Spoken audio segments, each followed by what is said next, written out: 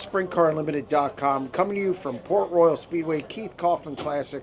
We're here with second place finisher again, Chase Dietz. Chase, first off, second again. I think this is what, 4 or 5 of them. Yeah, too many this year, but we've been there, so that's the biggest thing. But second certainly sucks.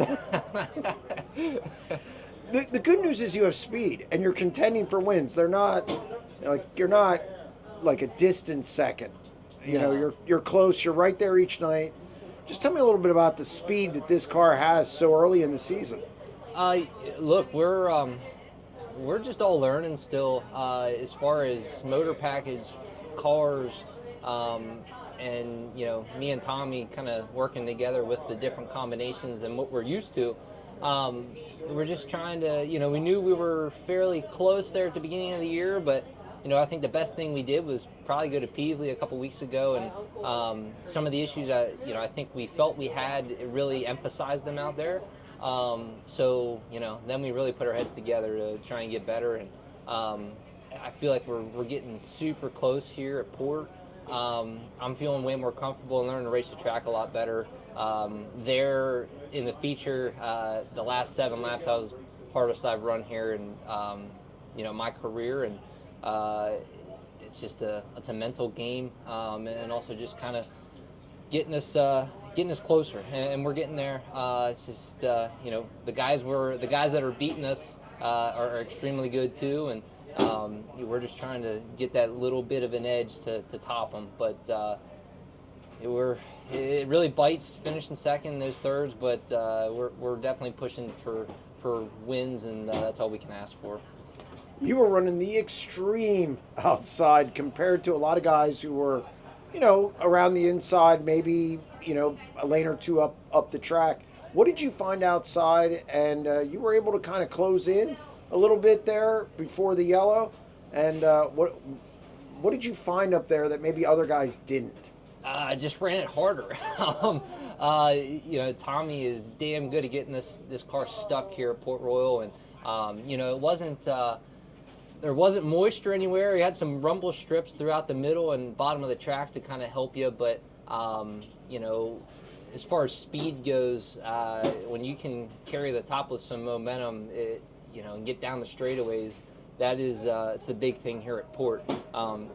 There in the yellow, I didn't get through 1 and 2 the greatest, just because I felt like I didn't drive it as hard. And Lance got by me, and then I got back by him down the, the front straightaway. And from then on, it was a matter of chasing Ryan down, and I had him coming there. I think the 2 to go. Yeah, he slipped up coming off of 4. You were able to close in. I think it was 0.037. Yep.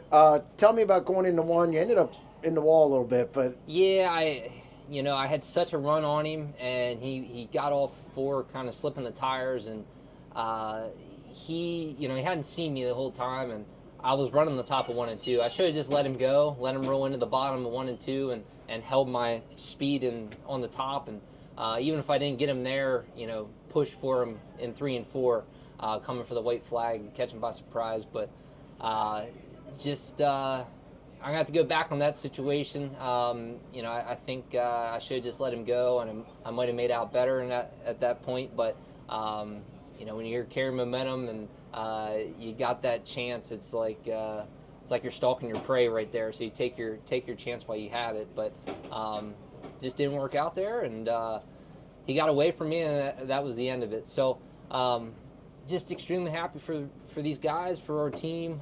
We have been super fast all year long, and like I said, the wins are coming. We just got to keep doing what we're doing here. Yeah, when you get a chance to pull the trigger on the 69K here, you pretty much do it. But even finishing second there, maybe if you could do it over, you would do it differently. But to show the same speed that they have and be able to challenge them here, whereas the last time they won here, nobody was. Correct. You got to feel pretty good about the gains you've made. Yeah, absolutely. Obviously, we're getting better, and I felt like that showed here tonight. I don't think we were going to necessarily get to Ryan. Maybe there in traffic, right before that yellow came out, he was kind of stuck with 3 lap cars, and, he was around the bottom, and my lane was pretty open. So it's all situational. You got to take advantage of every opportunity that kind of comes to you throughout the race. And I've talked about it before this season. It's just as a driver making those right choices. But as you get in more of those situations, you start to learn, and then it becomes more instinct. And that's all. That's all I can do. Get some more experience in those situations, and obviously running up front's always a positive. So again, we're there.